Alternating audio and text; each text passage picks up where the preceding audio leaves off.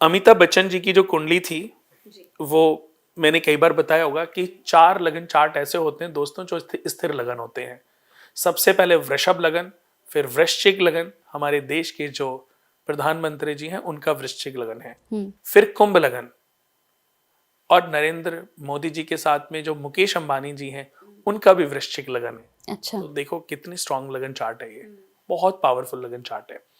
उसके बाद 3rd number पे आता है कुंभ लगन।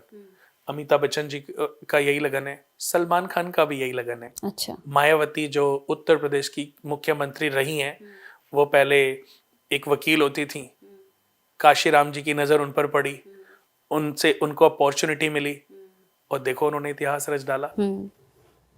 ये सब कहते हैं ना समय का खेल है। बिल्कुल बिल्कुल। ये समय का नहीं, ग्रहों का खेल है। अच्छा समय और बुरा समय ये आपके कर्म निर्धारित करते हैं, पर इनको हमने इजीली बोल दिया ग्रह निर्धारित करते हैं, बट ग्रहों का तो रोल प्ले है ना। आपके हर अच्छे किए गए कर्म का और आपके किए गए हर बुरे कर्म का फल देने के लिए आपकी जन्म कुंडली में 9 ग्रह विद्यमान हैं। राहु और केतु जो छाया ग्रह हैं, ये भी व्यक्ति को उसके कर्मों का फल देते हैं, उसके लालच का फल देते हैं, उसके जो उसके अंदर ईर्ष्या है दूसरों के प्रति उसका फल प्रतिफल देते हैं। ऐसा नहीं है कि अभी आपके ऊपर एक ग्रह की दशा आरंभ हुई राहु की, अचानक से आपकी लॉटरी लग गई या अचानक से आपको कोई अपॉर्चुनिटी मिल गई या कोई टेंडर मिल गया और आपने फ्रॉड किया। आज बहुत सारे, मैं किसी बिजनेसमैन का, किसी नेता का या किसी गवर्नमेंट अधिकारी का नाम नहीं ले रहा हूं, बट मैं उसको कह रहा हूं जो बहुत ज्यादा करप्ट है। मैं आपको बताऊं, कल मैं एक सीबीआई और ईडी के जज हैं उनको मिला था। अच्छा।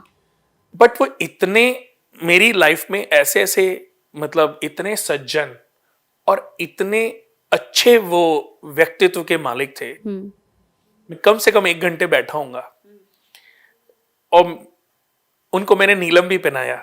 न्याय के देवता ग्रहों में कौन है? शनिदेव। तो मैंने उनको नीलम भी पहनाया। मतलब मुझे लगा कि कितनी पॉजिटिव ऑरा है इनकी, कि वो पैसे के नाम पे, कि अगर कोई उनको बिना बात मिठाई का डब्बा भी देता है ना तो भी वो लेते नहीं है। उन्होंने अपनी जर्नी थोड़ी सी मुझे बताई और मैं तो बहुत इंप्रेस हुआ उनसे। ऐसे ही हमारे एक दोस्त हैं, दोस्त क्या बिल्कुल बड़े भाई जैसे हैं। अभी तो वो आजकल यूएस में है, लेकिन वो आईबी में करीबन 8 साल रहे हैं और बहुत ही क्लोज भाई हैं हमारे।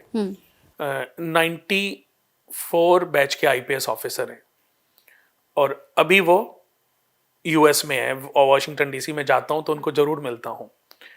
उन्होंने भी अपने जीवन में कभी पैसे को महत्व नहीं दिया। उन्होंने अपनी सेवा को, अपनी जॉब को, अपने व्यवहार को और अपनी पर्सनैलिटी को और देश को, देश के गौरव को महत्व दिया। उन्होंने भी, मैं देखो एक तो आदमी बोलता है, एक दिखता भी है। मुझे नहीं लगता कि उन्होंने कभी किसी के पैसे से पानी भी पिया होगा। अच्छा। वो इस व्यक्तित्व के ऐसे बहुत सारे अधिकारी, बहुत सारे, एक सुप्रीम कोर्ट के जज हमारे बड़े अच्छे क्लाइंट रहे, तो उनकी भी जर्नी मैंने सुनी तो मेरा दिल बड़ा गदगद हुआ। तो ऐसे बहुत अच्छे लोगों से हमें सीखने को मिलता है और इससे एक्सपीरियंस मिलता है। उन लोगों की कुंडली को स्टडी करके, उनके जीवन, उनके नेचर को। बट ऐसे भी लोग बहुत होंगे जो पाप से पैसा कमा रहे हैं, बिल्कुल, करप्शन से पैसा कमा रहे हैं, बिल्कुल, और जो करप्शन किसी भी हद तक जाकर के कर सकते हैं। बट हम आज उन्हीं की बात कर रहे हैं कि आप पैसा तो एक बार को कमा लोगे, बट ये कैसे डिसाइड होगा कि इससे सुख भोग पाओगे कि नहीं। आपके बच्चे जो होंगे वो इसका सुख भोग पाएंगे कि नहीं। कैंसर जैसी बड़ी बीमारियां हो जाती हैं, हार्ट अटैक हो जाता है, मिसहैपनिंग हो जाती हैं, रोड एक्सीडेंट हो जाते हैं। ऐसे बहुत सारे लोग हैं जिनके बच्चे एक्सीडेंट में चले गए, हजारों करोड़ों की प्रॉपर्टियां उनकी सब। तो किसके लिए लालच? किसके लिए ये पैसा? किसके लिए? सब मिथ्या है, सब। बिल्कुल। मैंने बहुत बार अपने, इसीलिए मैं बोलता हूं 50% आपके कर्मास काम कर। अपने कर्म क्यों खराब कर रहे हो? पैसा ना आपके बच्चों के काम आएगा, ना आपके परिवार के काम आएगा, क्योंकि पैसे के लिए, पैसा कमाने के बाद भी तो आपके अंदर लालच ही बैठा हुआ है ना। बिल्कुल बिल्कुल।